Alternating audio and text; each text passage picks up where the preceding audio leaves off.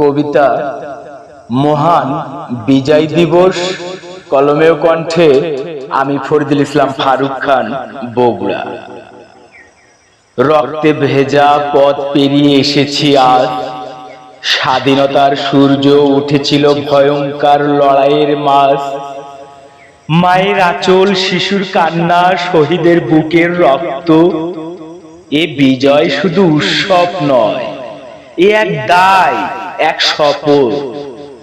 সবুজের বুকে লালটা শুধু রঙের নয় চিহ্ন, এতে লুকানো লক্ষ প্রাণের চরম মূল্যবান ঋণ। আজ পতাকা ওড়ে উঁচুতে, বিজয়ের গান বাজে, কিন্তু শহীদদের স্বপ্ন কি পূরণ হলো সমাজের মাঝে? দুর্নীতি, বৈষম্য, অবিচার আজও পথ আটকায়। বিজয়ের মানে কি কেবল ছুটি আর আলোক সজ্জায়? যদি ন্যায়ের শাসন না থাকে, মানবতা মরে যায়, তবে বিজয় দিবস কেবল তারিখ হয়, আত্মা হারায়।